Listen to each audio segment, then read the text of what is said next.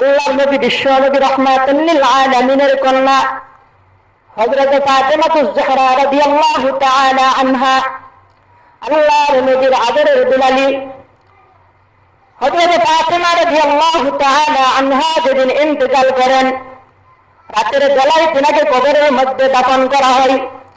হযরত আবু যর গিফারি রাদিয়াল্লাহু তাআলা আনহু যখন তিনার কবর খনন করেন, কবর খনন করা অবস্থায় হযরত আবু যর গিফারি রাদিয়াল্লাহু তাআলা আনহু কবরকে ডাক দিয়ে বলে, কবর, আজকে তোমার ভেতরে যাকে শায়িত করা হবে তুমি কি তাকে চিনো? তিনি আর কেউ নয়, দু জাহানের বাদশা সাইয়্যিদুল মুরসালিন খাতামুন নবিয়্যিন নবী মুহাম্মদুর রাসূলুল্লাহ সাল্লাল্লাহু আলাইহি ওয়াসাল্লামের আদরের কন্যা হযরত ফাতেমা রাদিয়াল্লাহু তাআলা আনহা। হে কবর, তোমার ভিতরে আজকে যাকে শায়িত করা হবে তিনি আর কেউ নয়, জান্নাতের যুবকদের সরদার হযরত হাসান হুসাইনের মা। হে কবর, তোমার ভিতরে আজকে যাকে শায়িত করা হবে তিনি আর কেউ নয়, শেরে খুদা হযরত আলী কাররামাল্লাহু ওয়াজহু এর স্ত্রী জীবন সঙ্গিনী। হে কবর, খবরদার, এমন মহান ব্যক্তির সাথে তুমি কিন্তু বেয়াদবি করবা না।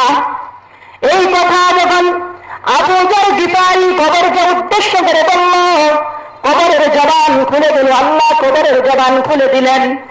এবার কবর আবু যর গিফারিকে লক্ষ্য করে বলে, আবু যর গিফারি, আমি কবর কার বংশ মর্যাদা দেখি না, আমি কবর কে কার কন্যা, কে কার মা, কে কার স্ত্রী, আমি কবর এগুলা দেখি না। আমার ভিতরে যারা আসে আমি দেখি তাদের ঈমান কেমন, তাদের আমল কেমন। যদি তাদের ঈমান ভালো হয়, যদি তাদের আমল ভালো হয়, তাহলে আমার ব্যবহারও তাদের সাথে ভালো হয়। আর যার ঈমান ভালো হয় না, যার আমল ভালো হয় না, আমি কবরের ব্যবহারও তাদের সাথে ভালো হয় না। ফাতেমার বেলায় এই কথা বলেছেন। শুধু তাই নয়, আল্লাহর নবী একদিনে ফাতেমাকে উদ্দেশ্য করে বলে, হে ফাতেমা, তুমি তোমার নিজের জাহান্নামের আগুন থেকে বাঁচাও, রক্ষা করো। তুমি এই কথা মনে করবে না নবীজির কন্যা হওয়ার কারণে তোমাকে মাফ করে দেওয়া হবে। তুমি তোমার নিজেকে জাহান্নামের আগুন থেকে তুমি রক্ষা করো। ঈমান আর আমলের দাম হলো ভাই এত। আমল সে জিন্দগি বনতে হ্যায়, जन्नत भी जहन्नम, अमल से जिंदगी बनते हैं जन्नत भी जहन्नम, एक खाक फितरत में न नूर है न नारी। আমল দ্বারা জীবন গঠিত হয়।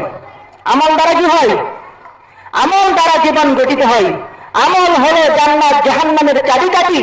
এই মাটির দেহটা মূলত জান্নাত বা জাহান্নাম নয়, আমলেই হলো তার মাপকাঠি, চাবিকাঠি।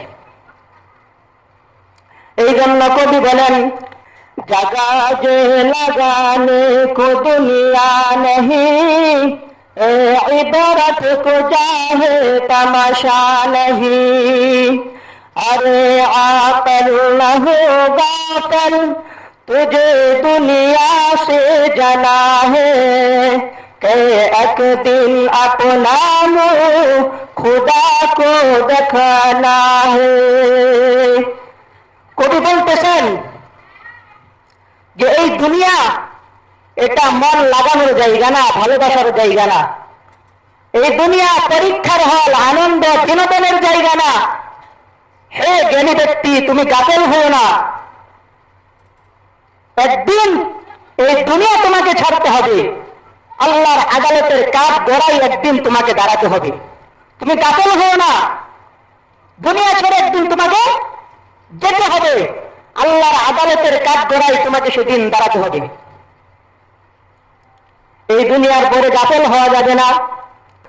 দুনিয়ার ধন সম্পদ, টাকা পয়সা, অর্থ গড়ি, বাড়ি গাড়ি এগুলার দরকার আছে, কিন্তু এই টাকা পয়সা, বাড়ি গাড়ি, ধন দৌলত এগুলা যদি আমার অন্তরের মধ্যে ঠাঁই পেয়ে যায় তাহলে আমার জন্য সর্বনাশ হয়ে যাবে। নৌকা যতক্ষণ পর্যন্ত পানির উপরে থাকে ততক্ষণ পর্যন্ত নৌকা হলো নিরাপদ। যখন এই পানি আবার নৌকার উপরে উঠে যায়, নৌকার ভিতরে যখন আবার এই পানি যখন ঢুকে যায় তখন এই পানি হয় আবার নৌকার জন্য বিপদের কারণ। কথা বলেন ঠিক না যে ঠিক? দুনিয়াতে ধন সম্পদ আমার দরকার আছে, কিন্তু এই ধন সম্পদ যদি আমার অন্তরের মধ্যে গেড়ে বসে, আসন গেড়ে বসে, তাহলে এই ধন সম্পদ আমার জন্য ক্ষতির কারণ। এই ধন সম্পদ যেন আমার অন্তরের মধ্যে খুঁটি গেড়ে বসতে না পারে। ধন সম্পদের মায়া মহব্বত ভালোবাসা যেন আমার অন্তরের মধ্যে না থাকে। যদি অন্তরে ধন সম্পদের ভালোবাসা বসে যায়, তাহলে আমি আল্লাহ থেকে গাফেল হয়ে যাব, আল্লাহর জিকির থেকে গাফেল হয়ে যাব, আর পরকালে আমি ক্ষতিগ্রস্ত হয়ে যাব।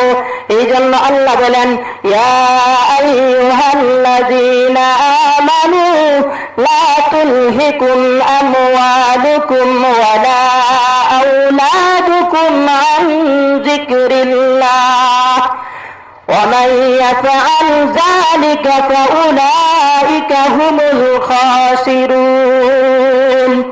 আল্লাহ বলেন, ইয়া আইয়ুহাল্লাযীনা আমানু, হে ঈমানদারেরা, লা তুলহিকুম আমওয়ালুকুম ওয়ালা আওলাদুকুম, তোমাদের মাল সম্পদ, টাকা পয়সা, ধন দৌলত, সন্তান সন্ততি, পরিবার পরিজন যেন তোমাদের আমি আল্লাহর জিকির থেকে, স্মরণ থেকে যেন গাফেল করে না দেয়।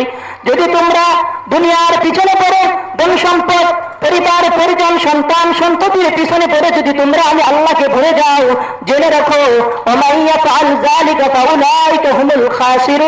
তাহলে তোমরা পরকালে ক্ষতিগ্রস্ত হয়ে যাবে। এই জন্য আমরা কি চাই কেউ ক্ষতিগ্রস্ত হতে? দুনিয়ার ধন সম্পদ, টাকা পয়সা, সন্তান সন্ততি, এগুলো আমার জন্য পরীক্ষা, এগুলো আমার জন্য ফিতনা। আল্লাহ তাআলা কোরআনের অপর এক আয়াতে বলেন, ইন্নামা আমওয়ালুকুম ওয়া আওলাদুকুম ফিতনা। আল্লাহ বলে, তোমাদের মাল, তোমাদের সম্পদ, তোমাদের সন্তান সন্ততি, এগুলা তোমাদের জন্য ফিতনা। এই ফিতনা থেকে তোমাদেরকে বাঁচতে হবে, এই ফিতনা থেকে আমাদেরকে বাঁচতে হবে। এই জন্য আল্লাহ তাআলার কাছে ঈমান আর আমলের দাম বড় অনেক। একজন ঈমানদারের দাম আল্লাহ তাআলার কাছে তত, যতদিন পর্যন্ত এই জমিনে আল্লাহ তাআলাকে আল্লাহ বলে ডাকার মতো একজন লোক অবশিষ্ট থাকবে, একজন ঈমানদার ব্যক্তিও থাকবে, ততদিন পর্যন্ত আসমানের এই সূর্য আলো দিবে, ওই আকাশের মধ্যে তারা উঠবে, ওই আসমান জমিন সব কিছু ঠিক থাকবে। যেদিন এই দুনিয়ার জমিনে একজন ব্যক্তি আল্লাহকে আল্লাহ বলে ডাকার মতো আর থাকবে না, ওই দিন এই দুনিয়ার আসমান জমিন কুল কায়নাত কোনো কিছুই থাকবে না। আল্লাহ তাআলা সব কিছুকে ধ্বংস করে দেবেন। লা তাকুমুস সাআতু হাত্তা ইউকালা ফিল আরদি আল্লাহ আল্লাহ, যতদিন পর্যন্ত দুনিয়ার এই জমিনে আল্লাহকে আল্লাহ বলে ডাকার মতো একজন ব্যক্তিও অবশিষ্ট থাকবে, ততদিন পর্যন্ত আল্লাহ তাআলা এই দুনিয়ার আসমান জমিনকে কায়েম রাখবে। যেদিন কেউ থাকবে না, এই দুনিয়ার আসমান আর জমিন কোনো কিছু, মাখলুক কুল কায়নাত কোনো কিছুই আল্লাহ আর ঠিক রাখবে না, সব কিছুকে আল্লাহ তাআলা সেদিন ধ্বংস করে দেবেন। ইমানের দাম কম না বেশি? ইমানের দাম অনেক বেশি। আল্লাহর নবী রাহমাতাল লিল আলামিন বলেন, যে ব্যক্তি মুখে বলেছে লা ইলাহা ইল্লাল্লাহ আর তার অন্তরের মধ্যে অনুপরিমাণ যাররা পরিমাণ ঈমান আছে, কল্যাণ নিহিত আছে, ওই ব্যক্তি যদি গুনার কারণে জাহান্নামী হয়, আল্লাহ তাআলা তার একদিনে যাররা পরিমাণ ঈমানের বদৌলতে একদিন না একদিন জাহান্নামের আগুন থেকে মুক্তি দিয়ে এই দুনিয়ার সমপরিমাণ 10 দুনিয়া দিয়ে আল্লাহ তার একটা জান্নাত দিয়ে দিবে। যদি যাররা পরিমাণ ঈমানও যদি তার ভিতরে থাকে, পাপের কারণে, গুনার কারণে, নাফরমানির কারণে সে যদিও জাহান্নামী হয়, আল্লাহ তাআলা সামান্য এই ঈমানের বদৌলতে একদিন না একদিন তার জাহান্নাম থেকে মুক্তি দিয়া এই দুনিয়ার পরিমাণ 10 দুনিয়া দিয়া আল্লাহ তাআলা তার একটা জান্নাত দিবে। সুবহানাল্লাহ। আলহামদুলিল্লাহ আলহামদুলিল্লাহ নাহমাদুহু ওয়া নাস্তাঈনুহু ওয়া নাস্তাগফিরুহু ونؤمن به ونتوكل عليه ونعوذ بالله من شرور أنفسنا ومن سيئات أعمالنا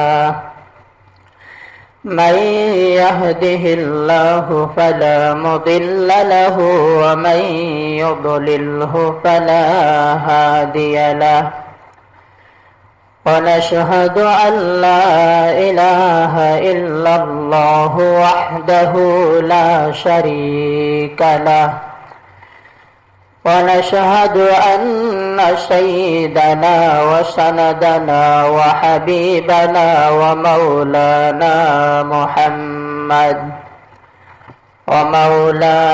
محمدا عبده ورسوله الذي أرسله بالحق بشيرا ونذيرا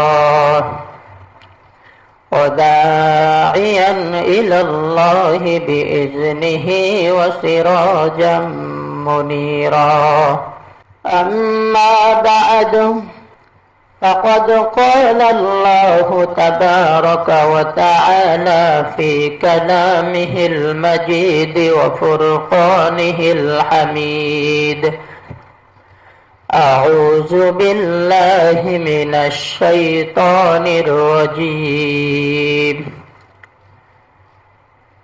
بسم الله الرحمن الرحيم والعصر إن الإنسان لفي خسر إلا الذين آمنوا وعملوا الصالحات وتواصوا بالحق وتواصوا بالصبر. قال النبي صلى الله عليه وسلم من كان في قلبه من خردل من الإيمان دخل الجنة أو كما قال عليه الصلاة والسلام. وقال تعالى في شان حبيبه ومحبوبه آمرا ومخبرا إن الله وملائكته يصلون على النبي يا أيها الذين آمنوا صلوا عليه وسلموا تسليما. اللهم صل على محمد وعلى آل محمد كما صليت على إبراهيم وعلى آل إبراهيم إنك حميد مجيد. اللهم بارك على محمد وعلى آل محمد كما باركت على إبراهيم وعلى آل إبراهيم إنك حميد مجيد.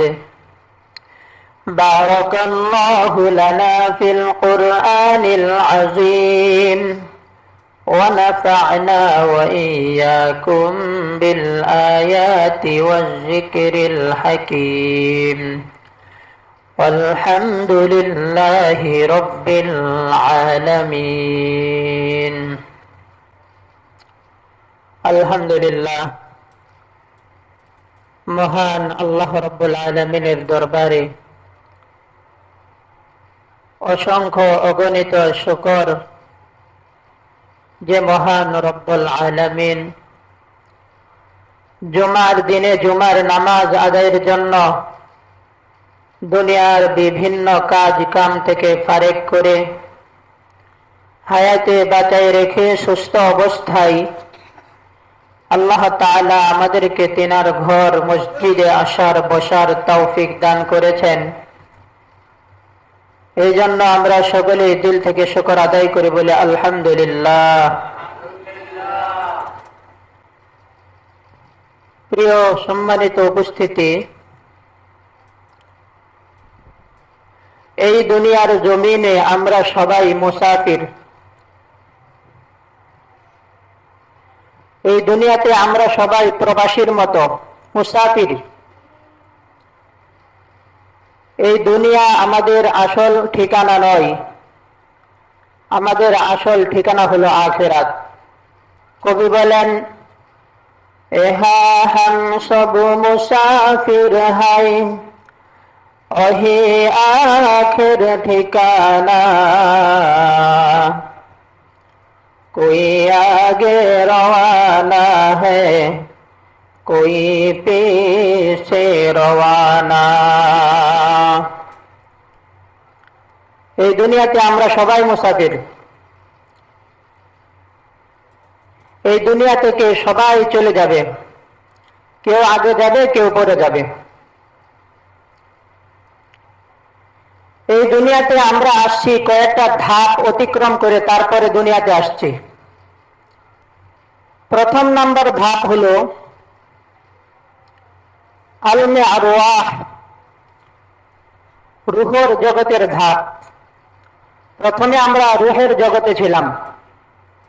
রূহের জগতে থাকা অবস্থায় আল্লাহ তাআলা সকল মানুষের কাছ থেকে স্বীকারোক্তি নিয়েছেন। সকল মানুষকে আল্লাহ তাআলা বলেছেন, আলাস্তু বিরব্বিকুম, আমি কি তোমাদের রব নই? আমি কি তোমাদের পালন কর্তা নই?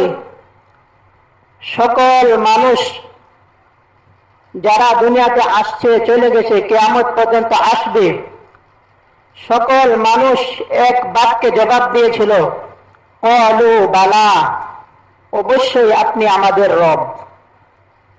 ওখানে থাকতে সকলেই স্বীকারোক্তি দিছে যে আল্লাহ তাআলাই তাদের রব, আল্লাহ তাআলাই তাদের পালনকর্তা, সৃষ্টিকর্তা। দুনিয়াতে আইসা মানুষ বিভক্ত হয়ে গেছে, তো ওখানে থাইকা ঠিকই স্বীকারোক্তি দিছে যে আল্লাহ তাআলাই তাদের রব। তো রূহের জগৎ থেকে আমরা চলে আসলাম আলমে আরহাম, মায়ের পেটের মধ্যে। মায়ের পেট থেকে আবার চলে আসলাম আলমে দুনিয়া, এই দুনিয়ার জগতে চলে আসলাম। এই দুনিয়ার জগতে চলে আসার পর একটা সময় আবার এই দুনিয়ার জগৎ থেকে আবার আমরা চলে যাব আলমে বারজাখ, কবরের জগতে। কবরের জগতেও চিরদিন থাকবো না। কবরের জগৎ থেকেও আমাদেরকে চলে যেতে হবে আলমে আখিরাত, আখিরাতের জগতে। যে জগৎগুলো আমরা পাড়ি দিলাম, রূহের জগৎ, রূহের জগতের শুরু আছে, শেষ আছে। আলমে আরহাম, মায়ের পেটের জগৎ, মায়ের পেটের জগতের শুরু আছে, শেষও আছে। আলমে দুনিয়া, দুনিয়ার জগৎ, দুনিয়ার জগতের শুরু আছে, শেষও আছে। আলমে বারজাখ, কবরের জগৎ, কবরের জগতের শুরু আছে, শেষও আছে। আলমে আখিরাত, আখিরাতের যেই জগৎ, এই জগতের শুরু আছে, আর কোনো শেষ নাই। আখিরাতের যে জগৎ, আখিরাতের যে জীবন, এই জীবনটা কতদিনের? মুফাসসিরিনে কেরামগণ লিখেন, আসমান এবং জমিনের মধ্যবর্তী যে ফাঁকা জায়গা আছে, শূন্য যে জায়গা আছে, এই ফাঁকা জায়গাটা যদি সরিষার দানা দিয়া যদি ভরপুর করে দেওয়া হয়, আর একটা পাখি 1000 বছর পর পর এসে একটা করে সরিষার দানা খেয়ে ফেলে, এভাবে একদিন না একদিন আসমান আর জমিনের মধ্যবর্তী যে জায়গা, সেটা আবার শূন্য হয়ে যাবে। সরিষার দানা 1000 বছর পর একটা করে খাবে, খাইতে খাইতে একদিন শেষ হয়ে যাবে, কিন্তু আখিরাতের যে জগৎ শুরু হবে, সেটা আর কোনোদিন শেষ হবে না। দুনিয়ার যে জীবন, আমাদের যে সময়, এই সময়টা কতটুক? মুফাসসিরিনে কেরাম বলেন, আখিরাতের একদিন দুনিয়ার 50,000 বছরের সমান। এই হিসেবে যারা দুনিয়াতে 100 বছর যারা হায়াত পাইল, তারা আখিরাতের হিসেবে এই দুনিয়াতে 1.5 থেকে 2 মিনিট হায়াত পাইছে। এই 1.5-2 মিনিটের হায়াতের জন্য, জিন্দিগির জন্য, 1.5-2 মিনিটের দুনিয়া উপভোগের জন্য আজকে আমরা আল্লাহ তাআলাকে ভুলে গেলাম। আল্লাহর হুকুম বাদ দিয়ে দিলাম, 1.5-2 মিনিটের দুনিয়ার পিছনে আমরা পড়ে গেলাম। দুনিয়ার জীবন হলো ক্ষণস্থায়ী একটা জীবন। এই দুনিয়াতে যারা আসছে আবার তারা চলে গেছে। আমরা যারা দুনিয়াতে আসি তারাও চলে যাব, যারা দুনিয়াতে আসবে তারাও আবার দুনিয়া থেকে চলে যাবে, কেউ থাকবে না। কারণ এই দুনিয়ার জগৎ হলো ক্ষণস্থায়ী জগৎ। এই ক্ষণস্থায়ী জগৎ পাড়ি দিয়ে আমাদেরকে চিরস্থায়ী জগতে চলে যাইতে হবে। তাহলে এই ক্ষণস্থায়ী জগতের মধ্যে আল্লাহ তাআলা আমাদেরকে কেন পাঠালেন? কারণ কি? আল্লাহ তাআলা কি আমাদেরকে এমনি এমনি এই জগতের মধ্যে পাঠাইছেন? আল্লাহ তাআলা কি আমাদেরকে এমনি এমনি সৃষ্টি করছেন? কোনো কারণ নাই। আল্লাহ তাআলা আমাদেরকে এই ক্ষণস্থায়ী জিন্দেগিতে অহেতুক পাঠান নাই। আল্লাহ তাআলা আমাদেরকে এই ক্ষণস্থায়ী জিন্দেগিতে অহেতুক সৃষ্টি করেন নাই। আল্লাহ তাআলা যথাযথ কারণ দিয়ে আল্লাহ তাআলা আমাদেরকে সৃষ্টি করেছেন, এই ক্ষণস্থায়ী দুনিয়াতে পাঠাইছেন। কুরআনে কারীমের এক আয়াতের মধ্যে আল্লাহ বলেন, আফাহাসিবতুম আন্নামা খালাকনাকুম আবাসা أفحسبتم أنما خلقناكم عبثا وأنكم إلينا لا ترجعون। আল্লাহ বলতেছেন, আফাহাসিবতুম আন্নামা খালাকনাকুম আবাসা, তোমরা কি মনে করো আমি তোমাদেরকে অযথা অহেতুক কারণে তোমাদেরকে সৃষ্টি করেছি? وأنكم إلينا لا ترجعون, আর তোমরা কি আমি আল্লাহর কাছে আবার ফিরে আসবা না? তাহলে আল্লাহ বলতেছে অহেতুক আমাদেরকে সৃষ্টি করেন নাই, অহেতুক এই দুনিয়াতে পাঠান নাই। তাহলে কোন কারণে দুনিয়াতে পাঠালেন? এই কারণটাও আল্লাহ তাআলা কোরআনে কারীমের আরেক জায়গায় বলতেছেন, ওমা খালাকুতুল জিন্না ওয়াল ইনসা ইল্লা লিয়াবুদুন। আল্লাহ তাআলা আমাদেরকে সৃষ্টি করেছেন তার গোলামি করার জন্য। কিসের জন্য?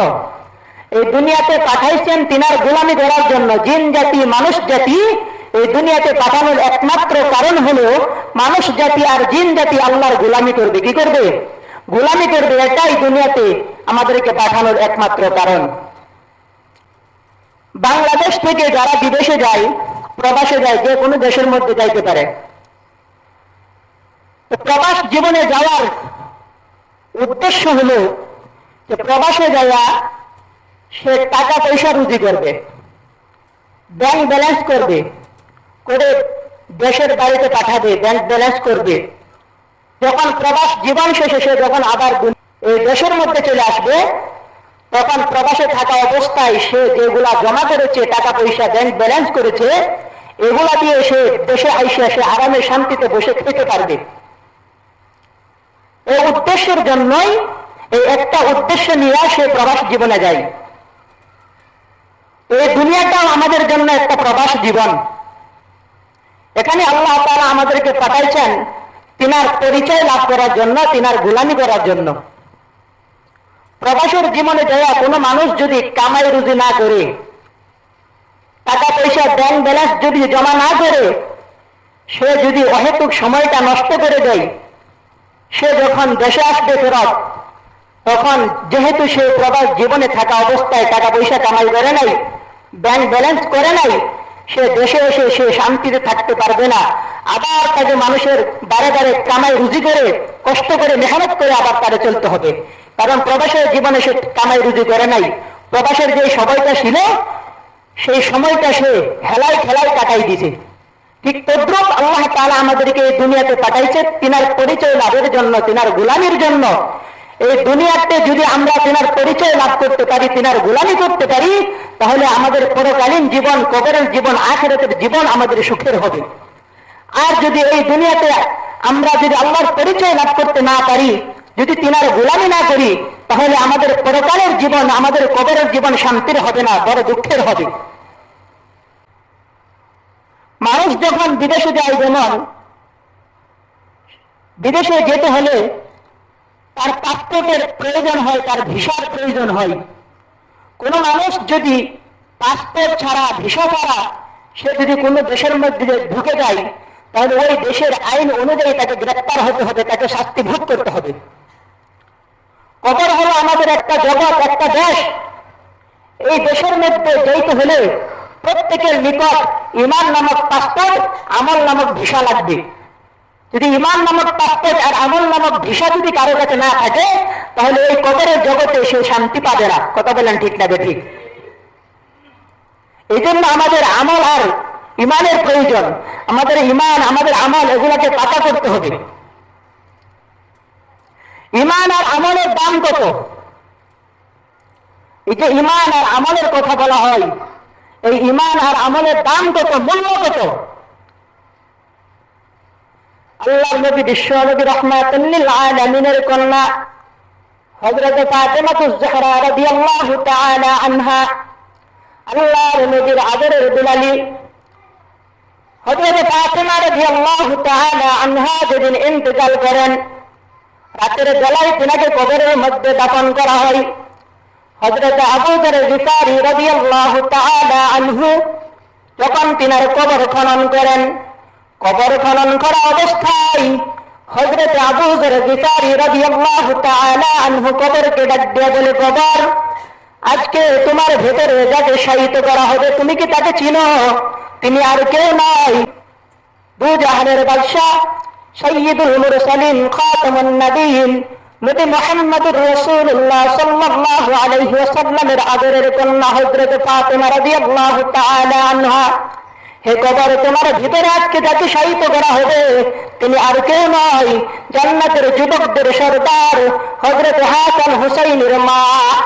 হে কবর, তোমার ভিতরে আজকে যাকে শায়িত করা হবে তিনি আর কেউ নয়, শেরে খুদা হযরত আলী কাররামাল্লাহু ওয়াজহু এর স্ত্রী, জীবন সঙ্গিনী। হে কবর, খবরদার, এমন মহান ব্যক্তির সাথে তুমি কিন্তু বিয়াদবি করবা না। এই কথা যখন আবু যর গিফারী কবরকে উদ্দেশ্য করে বলল, কবরের জবান খুলে দিল। আল্লাহ কবরের জবান খুলে দিলেন। এবার কবর আবু যর গিফারীকে লক্ষ্য করে বলে, আবু যর গিফারী, আমি কবর তার বংশ মর্যাদা দেখি না। আমি কবর কে কার কন্যা, কে কার মা, কে কার স্ত্রী, আমি কবর এগুলা দেখি না। আমার ভিতরে যারা আসে আমি দেখি তাদের ঈমান কেমন, তাদের আমল কেমন। যদি তাদের ঈমান ভালো হয়, যদি তাদের আমল ভালো হয়, তাহলে আমার ব্যবহারও তাদের সাথে ভালো হয়। আর যার ঈমান ভালো হয় না, যার আমল ভালো হয় না, আমি কবরের ব্যবহারও তাদের সাথে ভালো হয় না। ফাতেমার বেলায় এই কথা বলেছেন। শুধু তাই নয়, আল্লাহর নবী একদিনে ফাতেমাকে উদ্দেশ্য করে বলে, হে ফাতেমা, তুমি তোমার নিজের জাহান্নামের আগুন থেকে বাঁচাও, রক্ষা করো। তুমি এই কথা মনে করবা না নবীজির কন্যা হওয়ার কারণে তোমাকে মাফ করে দেওয়া হবে। তুমি তোমার নিজেকে জাহান্নামের আগুন থেকে তুমি রক্ষা করো। ঈমান আর আমলের দাম হলো ভাই এত। আমল সে জিন্দগি বনতে হ্যায়, जन्नत भी जहन्नम। अमल से जिंदगी बनते हैं, जन्नत भी जहन्नम। एक खाक फितरत में न नूर है न नारी। আমল দ্বারা জীবন গঠিত হয়। আমল দ্বারা কি হয়? আমল দ্বারা জীবন গঠিত হয়। আমল হলো জান্নাত জাহান্নামের চাবিকাঠি। এই মাটির দেহটা মূলত জান্নাত বা জাহান্নাম নয়, আমলই হলো তার মাপকাঠি, চাবিকাঠি। এই জন্য কবি বলেন, জাগা যে লাগানে কো দুনিয়া নেহি, ইবারত কো জাহে তমাশা নেহি। अरे आकल न हो गाफिल, तुझे दुनिया से जना है, कि एक दिन अपना मुँह खुदा को दिखाना है। কবি বলতেছেন যে এই দুনিয়া এটা মন লাগানোর জায়গা না, ভালোবাসার জায়গা না। এই দুনিয়া পরীক্ষার হল, আনন্দ বিনোদনের জায়গা না। হে জ্ঞানী ব্যক্তি, তুমি গাফেল হও না। একদিন এই দুনিয়া তোমাকে ছাড়তে হবে, আল্লাহর আদালতের কাঠ গড়াই একদিন তোমাকে দাঁড়াতে হবে। তুমি গাফেল হও না, দুনিয়া ছেড়ে একদিন তোমাকে যেতে হবে, আল্লাহর আদালতের কাঠ গড়াই তোমাকে সেদিন দাঁড়াতে হবে। এই দুনিয়ার পরে গাফেল হওয়া যাবে না। দুনিয়ার ধন সম্পদ, টাকা পয়সা, অর্থ গড়ি, বাড়ি গাড়ি এগুলার দরকার আছে, কিন্তু এই টাকা পয়সা, বাড়ি গাড়ি, ধন দৌলত এগুলা যদি আমার অন্তরের মধ্যে ঠাঁই পেয়ে যায় তাহলে আমার জন্য সর্বনাশ হয়ে যাবে। নৌকা যতক্ষণ পর্যন্ত পানির উপরে থাকে ততক্ষণ পর্যন্ত নৌকা হলো নিরাপদ। যখন এই পানি আবার নৌকার উপরে উঠে যায়, নৌকার ভিতরে যখন আবার এই পানি যখন ঢুকে যায় তখন এই পানি হয় আবার নৌকার জন্য বিপদের কারণ। কথা বলেন ঠিক না যে ঠিক? দুনিয়াতে ধন সম্পদ আমার দরকার আছে, কিন্তু এই ধন সম্পদ যদি আমার অন্তরের মধ্যে গেড়ে বসে, আসন গেড়ে বসে, তাহলে এই ধন সম্পদ আমার জন্য ক্ষতির কারণ। এই ধন সম্পদ যেন আমার অন্তরের মধ্যে খুঁটি গেড়ে বসতে না পারে। ধন সম্পদের মায়া মহব্বত ভালোবাসা যেন আমার অন্তরের মধ্যে না থাকে। যদি অন্তরে ধন সম্পদের ভালোবাসা বসে যায় তাহলে আমি আল্লাহ থেকে গাফেল হয়ে যাব, আল্লাহর জিকির থেকে গাফেল হয়ে যাব, আর পরকালে আমি ক্ষতিগ্রস্ত হয়ে যাব। এই জন্য আল্লাহ বলেন, ইয়া আইয়ুহাল্লাযীনা আমানু লা তুলহিকুম আমওয়ালুকুম ওয়ালা আওলাদুকুম আন যিকরিল্লাহ ومن يفعل ذلك فأولئك هم الخاسرون। আল্লাহ বলেন, ইয়া আইয়ুহাল্লাযীনা আমানু, হে ঈমানদারেরা, লা তুলহিকুম আমওয়ালুকুম ওয়ালা আওলাদুকুম, তোমাদের মাল সম্পদ, টাকা পয়সা, ধন দৌলত, সন্তান সন্ততি, পরিবার পরিজন যেন তোমাদের কে আমি আল্লাহর জিকির থেকে, স্মরণ থেকে যেন গাফেল করে না দেই। যদি তোমরা দুনিয়ার পিছনে পড়ে, ধন সম্পদ, পরিবার পরিজন, সন্তান সন্ততির পিছনে পড়ে যদি তোমরা আমি আল্লাহকে ভুলে যাও, জেনে রাখো, ওমান ইয়াফআল যালিকা ফাউলাইকা হুমুল খাসিরুন, তাহলে তোমরা পরকালে ক্ষতিগ্রস্ত হয়ে যাবে। এই জন্য আমরা কি চাই কেউ ক্ষতিগ্রস্ত হতে? দুনিয়ার ধন সম্পদ, টাকা পয়সা, সন্তান সন্ততি এগুলো আমার জন্য পরীক্ষা, এগুলো আমার জন্য ফিতনা। আল্লাহ তাআলা কোরআনের অপর এক আয়াতে বলেন, ইন্নামা আমওয়ালুকুম ওয়া আওলাদুকুম ফিতনা। আল্লাহ বলে, তোমাদের মাল, তোমাদের সম্পদ, তোমাদের সন্তান সন্ততি এগুলো তোমাদের জন্য ফিতনা। এই ফিতনা থেকে তোমাদেরকে বাঁচতে হবে, এই ফিতনা থেকে আমাদেরকে বাঁচতে হবে। এই জন্য আল্লাহ তাআলার কাছে ঈমান আর আমলের দাম বড় অনেক। একজন ঈমানদারের দাম আল্লাহ তাআলার কাছে কত? যতদিন পর্যন্ত এই জমিনে আল্লাহ তাআলাকে আল্লাহ বলে ডাকার মতো একজন লোক অবশিষ্ট থাকবে, একজন ঈমানদার ব্যক্তিও থাকবে, ততদিন পর্যন্ত আসমানের এই সূর্য আলো দিবে, ওই আকাশের মধ্যে তারা উঠবে, ওই আসমান জমিন সব কিছু ঠিক থাকবে। যেদিন এই দুনিয়ার জমিনে একজন ব্যক্তিও আল্লাহকে আল্লাহ বলে ডাকার মতো আর থাকবে না, ওই দিন এই দুনিয়ার আসমান জমিন কুল কায়নাত কোনো কিছুই থাকবে না। আল্লাহ তাআলা সব কিছুকে ধ্বংস করে দেবেন। লা তাকুমুস সাআতু হাত্তা ইউকালা ফিল আরদি আল্লাহ আল্লাহ। যতদিন পর্যন্ত দুনিয়ার এই জমিনে আল্লাহকে আল্লাহ বলে ডাকার মতো একজন ব্যক্তিও অবশিষ্ট থাকবে, ততদিন পর্যন্ত আল্লাহ তাআলা এই দুনিয়ার আসমান জমিনকে কায়েম রাখবে। যেদিন কেউ থাকবে না, এই দুনিয়ার আসমান আর জমিন কোনো কিছু, কুল মাখলুক, কুল কায়নাত কোনো কিছুই আল্লাহ ঠিক রাখবে না, সব কিছুকে আল্লাহ তাআলা সেদিন ধ্বংস করে দেবেন। ইমানের দাম কম না বেশি? ইমানের দাম অনেক বেশি। আল্লাহর নবী রাহমাতুল লিল আলামিন বলেন, যে ব্যক্তি মুখে বলেছে লা ইলাহা ইল্লাল্লাহ আর তার অন্তরের মধ্যে অনুপরিমাণ যাররা পরিমাণ ঈমান আছে, কল্যাণ নিহিত আছে, ওই ব্যক্তি যদি গুনাহের কারণে জাহান্নামী হয়, আল্লাহ তাআলা তার একদিনে যাররা পরিমাণ ঈমানের বদৌলতে একদিন না একদিন জাহান্নামের আগুন থেকে মুক্তি দিয়ে এই দুনিয়ার সমপরিমাণ 10 দুনিয়া দিয়ে আল্লাহ তার একটা জান্নাত দিয়ে দিবে। যদি যাররা পরিমাণ ঈমানও যদি তার ভিতরে থাকে, পাপের কারণে, গুনার কারণে, নাফরমানির কারণে সে যদিও জাহান্নামী হয়, আল্লাহ তাআলা সামান্য এই ঈমানের বদৌলতে একদিন না একদিন তার জাহান্নাম থেকে মুক্তি দিয়া দুনিয়ার পরিমাণ 10 দুনিয়া দিয়া আল্লাহ তাআলা তার একটা জান্নাত দিবে। সুবহানাল্লাহ। এই জন্য ঈমানের দাম কি কম না বেশি?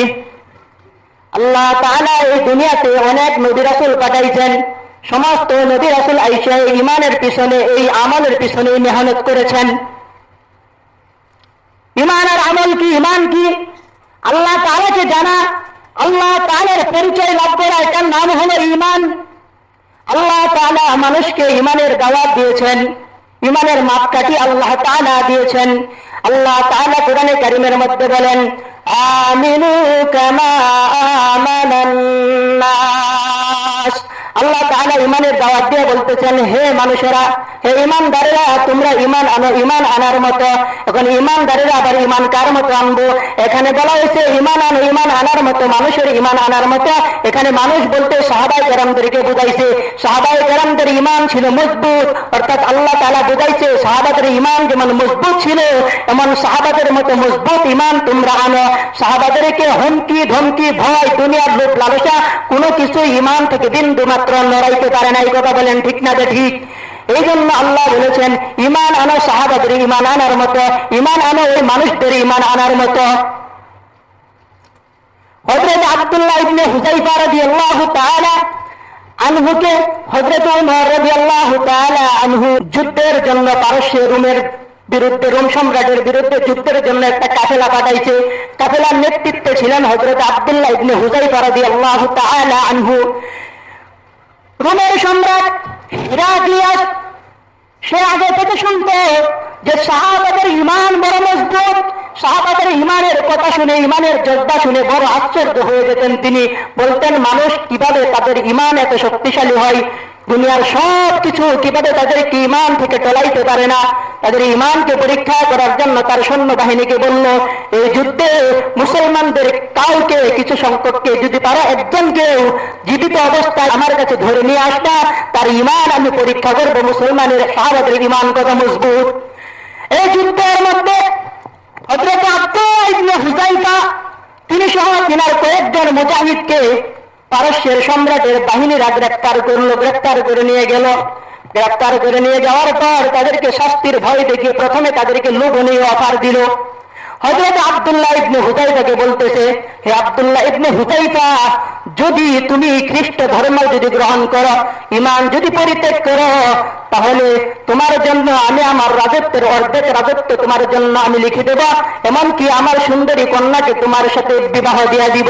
হযরত আব্দুল্লাহ ইবনে হুযায়ফার ঈমান কত মজবুত ছিল, তিনি বলতেছেন, ধমক দিয়ে বলতেছেন, ইয়া কালবার রুম, হে রুমের কুকুর।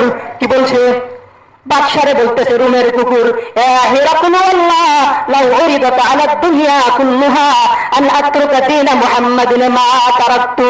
বলতেছে, হে রুমের কুকুর, হে রুমের বাদশা হিরাক্লিয়াস, লাউ উরিদাত আলা দুনিয়া কুল্লুহা, তুমি শুধু তোমার রাজত্ব নয়, অর্ধেক রাজত্ব নয়, তুমি যদি তামাম পৃথিবীটাও আমার নামে লিখে দাও, আন আতরুকা দীন মুহাম্মাদিন মা তারাকতু, তারপরে মুহাম্মদের দিন থেকে আমাকে লড়াইতে পারবা না। মুহাম্মদের দিন থেকে আমাকে কি করতে পারবে না? লড়াইতে পারবে না। শুধু অর্ধেক রাজত্ব যেন তামাম পৃথিবী দেয়া দিলেও আমাকে লড়াইতে পারবে না। তাদের ঈমান ছিল তাদের কাছে মজবুত, কিভাবে তাদেরকে লড়াইবে? আল্লাহ তাআলা যেই জায়গার মধ্যে নিজে বলেছেন, ولكن الله حبب إليكم الإيمان وزينه في قلوبكم وكره إليكم الكفر والفسوق والعصيان أولئك هم الراشدون। আল্লাহ যেখানে নিজে বলছে সাহাবীদের কাছে আমি তাদের ঈমানকে সবচাইতে পছন্দনীয় জিনিস বানাইছি, সাহাবীদের কাছে আমি তাদের ঈমানকে সবচাইতে দামি বানাইছি, তাদের অন্তরে কুফর, পাপাচার, হিংসা, বিদ্বেষ, অন্যায়, অপরাধ, জুলুম, অত্যাচার এই সব কিছুকে আমি আল্লাহ অপছন্দনীয় বানাইছি, সবচাইতে পছন্দনীয় বানাইছি তাদের কাছে তাদের ঈমান। আল্লাহ নিজেই তাদের কাছে তাদের ঈমানকে পছন্দনীয় বানাইছে।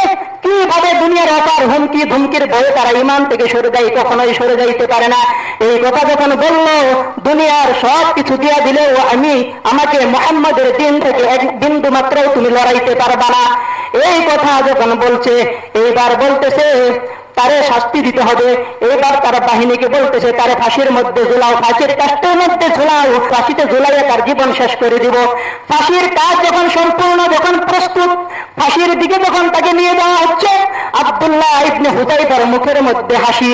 এইবার হিরাক্লিয়াস বলে, রোমের বাদশা, কি ব্যাপার, ফাঁসির মন্ত্রে তোমাকে নিয়ে যাওয়া হচ্ছে, তোমার মুখের মধ্যে হাসি, তোমার কি জীবনের একটু মায়া নাই, তোমার কি কোনো ভয় নাই অন্তরের মধ্যে? এইবার আব্দুল্লাহ ইবনে হুযাইফা বলে, ও রোমের বাদশা, শোনো, তুমি তো আমার এই শরীরটাকে শাস্তি দিবা, এই শরীরের উপরে তোমার ক্ষমতা চলতে পারে, কিন্তু শরীরের ভিতরে যে একটা প্রাণ নামক রুহ আছে, এই রুহের উপরে আল্লাহর ক্ষমতা ছাড়া আর কারো ক্ষমতা চলে না। তুমি আমার শরীরটাকে ধ্বংস করে দিবা, কিন্তু আমার রুহটা আল্লাহর জান্নাতের মেহমান হয়ে যাবে। এইবার বলতেছে না তারা ফাঁসি দিয়েও মারা যাবে না, ফাঁসি থেকে তারা নিয়ে আসো। এবার বাহিনীরে বলতেছে, বড় ডেকচির মধ্যে গরম তেল উত্তপ্ত করো। বড় ডেকচির মধ্যে যখন গরম তেল উত্তপ্ত করলো, তেলগুলা যখন টকবক টকবক যখন করতেছে, এইবার আব্দুল্লাহ ইবনে হুযাইফার সাথে আরো যে কয়েকজন মুজাহিদকে বন্দী করেছিল, তাদের কাছ থেকে একজনকে নিয়ে এসে তেলের উপরে ছেড়ে দিছে। শরীর থেকে গোস্ত আড্ডিগুলো আলাদা হয়ে গেল, কঙ্কালসার দেহটা তেলের উপরের মধ্যে ভেসে উঠল। আব্দুল্লাহ ইবনে হুযাইফার চোখের সামনে এই ঘটনা ঘটে গেল। এইবার রোমের বাদশা বলতেছে, আব্দুল্লাহ ইবনে হুযাইফা, তোমার পরিণতিও এই হবে। যদি বাঁচতে চাও তাহলে এখনো তুমি আমার ধর্ম গ্রহণ করো, অফার কিন্তু এখনো তোমার জন্য আছে। এইবার আব্দুল্লাহ ইবনে হুযাইফা বলে, অসম্ভব, তেলের মধ্যে ঝলসে যাওয়া সম্ভব, মুহাম্মাদের দ্বীন থেকে সরে যাওয়া সম্ভব না আমার জন্য। সুবহানাল্লাহ, তেলের মধ্যে ঝলসে যাওয়া সম্ভব, ফেলাই দিতে পারেন, কিন্তু ঈমান ছাড়া কি না, ঈমান ছাড়া সম্ভব না। এইবার যখন তেলের দিকে যখন নিয়ে যাওয়া হচ্ছে, ফেলে যখন দিবে, প্রস্তুতি যখন গ্রহণ করলো, আব্দুল্লাহ ইবনে হুযাইফার চোখ দিয়ে পানি বের হইতেছে। এইবার হিরাক্লিয়াস মনে করতেছে রোমের বাদশা যে সে মনে হয় ভয় পাইছে, মৃত্যুর ভয়ে সে কান্না করতেছে। সে যখন বলতেছে তুমি কি মৃত্যুর ভয়ে কান্না করতেছ, তখন সে বলে, রোমের বাদশা, তুমি কি মনে করছো আমি মৃত্যুর ভয়ে কান্না করি? না, ওয়াল্লাহি মা বাকাইতু খাওফা, আল্লাহর কসম, আমি মৃত্যুর ভয়ে কান্না করি না। ওয়ালাকিন্নী বাকাইতু লিআন্না লি নাফসান ওয়াহিদাতান, আমি তো এই জন্য কান্না করি কারণ আমার আল্লাহ আমার জীবন দিছে মাত্র একটা। ওয়াকুনতু আওয়াদু আন ইয়াকুনা লি মিআতা নাফসা, আমি তো এই জন্য কান্না করি আমার আল্লাহ যদি আমার একটা জীবন না দিয়ে 100 জীবন দিত, একটা জীবন না দিয়া আমার শরীরের পশম সম পরিমাণ যদি জীবন দিত, প্রতিটা জীবন আমি এই তেলের কড়াইয়ের মধ্যে দিয়ে দিতাম। সুবহানাল্লাহ, আমি তো এই জন্য কান্না করি, আমি ভয়ে কান্না করি না। এইবার বলে, না, তারে এই শাস্তিও দেওয়া যাবে না, তারে একটা কামরার ভিতরে আবদ্ধ করে রুমের ভিতরে তারে নিয়ে যাও, নিয়ে একটা সুন্দরী যুবতী মহিলা দিয়ে গাই কাটলে তার রুমের দরজা বন্ধ করে দাও, সে তার সাথে হারামের মধ্যে লিপ্ত হবে। যখন তারে একটা কামরার ভিতরে বন্ধ করে একটা মেয়ে ঢুকায় দিল, 3 দিন যাবৎ ওখানে ছিল। 3 দিন পর যখন মেয়েটাকে ডাক দিল, কি ব্যাপার, সে কি তোমার সাথে হারামে লিপ্ত হয়েছে কিনা? এবার মেয়েটা ডাক দেয়া বলে, আইয়ুহাল মালিক, ইলা আইনা আরসালতানি, ইলা হাজারিন আও ইলা শাজারিন লা ইয়াতাকাল্লামু ওয়া লা ইয়ানজুর, হে রুমের বাদশা, আপনি আমারে কার কাছে পাঠাইলেন? ইলা আইনা আরসালতানি ইলা হাজারিন, আপনি কি আমারে কোনো পাথরের নিকট পাঠাইলেন? আও ইলা শাজারিন, নাকি কোনো গাছের নিকট পাঠাইলেন? লা ইয়াতাকাল্লামু, সে আমার সাথে কথা বলবে দূরের কথা, ওয়া লা ইয়ানজুর, আমার দিকে একবারের জন্য তাকায়াও দেখে নাই। সুবহানাল্লাহ, একবার কি করে নাই, তাকায়াও দেখে নাই। শুধু তাই নয়, বলতেছে আরসালতানি ইলা বাশারিন আও ইলা হাজারিন, আপনি কি আমাকে মানুষের নিকট পাঠাইলেন নাকি পাথরের নিকট পাঠাইলেন? কুল্লামা খুতওয়াতিন আমামা, আমি তো শুধু দেখলাম, মা সামিতু মিনহু কাওলা লা ইলাহা ইল্লাল্লাহ, তার জবান দিয়ে শুধু আল্লাহর নামের জিকির বার হইতেছে। সুবহানাল্লাহ, তার কাছে আমারে পাঠাইলেন, এটা মানুষ না পাথর না গাছ, আমার সাথে কথা বলতে দূরের কথা, একটাবার তাকাও দেখে না আমি যে এত সুন্দরী একটা নারী। শুধু তার দোকানে 3 দিন আমি শুধু কালিমাই শুনলাম, আল্লাহর নামের জিকির শুনলাম, লা ইলাহা ইল্লাল্লাহ, লা ইলাহা ইল্লাল্লাহ। এই কালেমা মানবে যারা, কাজে লাগবে মরণ বেলা। এই কালেমা মানবে যারা, কাজে লাগবে মরণ বেলা। এই কালেমার রৌশনী রৌশনীতে, এই কালেমার রৌশনীতে কবর হবে উজালা। লা ইলাহা ইল্লাল্লাহ, লা ইলাহা ইল্লাল্লাহ। আসিয়া দেখাই প্রেমের খেলা, ফেরাউন দিল কত জ্বালা। আসিয়া দেখাই প্রেমের খেলা, ফেরাউন দিল কত জ্বালা। আসিয়া বলে মরে যাব, আসিয়া বলে মরে যাব, ছাড়ব না তবু আহাদুল্লাহ। লা ইলাহা ইল্লাল্লাহ, লা ইলাহা ইল্লাল্লাহ। ইমান আর আমলের দাম আসেনি ভাই? ইমান আর আমলের পিছনে মেহনত করা দরকার আছে না নাই? একটা মানুষের কাছে দুনিয়ার টাকা দামি হইতে পারে, গাড়ি দামি হইতে পারে, বাড়ি দামি হইতে পারে, আর আপন স্বজন আত্মীয় স্বজন তার কাছে দামি হইতে পারে, কিন্তু একজন মুসলমান হিসাবে, একজন মুমিন হিসাবে তার কাছে সবচাইতে দামি জিনিসের নাম হলো ঈমান। কথা বলেন ঠিক না বেটি? এই ঈমান ছাড়া যে কবরের মধ্যে যাবে তার কি নাই? রক্ষা নাই। আমল ছাড়া যে কবর যাবে তার কি নাই? রক্ষা নাই। এই জন্য একজন মুমিনের কাছে ঈমান আর আমল হলো সবচাইতে দামি জিনিস। এই ঈমান আর আমলের পিছনে আমরা যেন বেশি থেকে বেশি মেহনত করতে পারি, আল্লাহ তাআলা আমাদেরকে সেই তৌফিক দান করুন। আমিন। ওয়া আখিরু দাওয়ানা আলহামদুলিল্লাহি রাব্বিল আলামিন।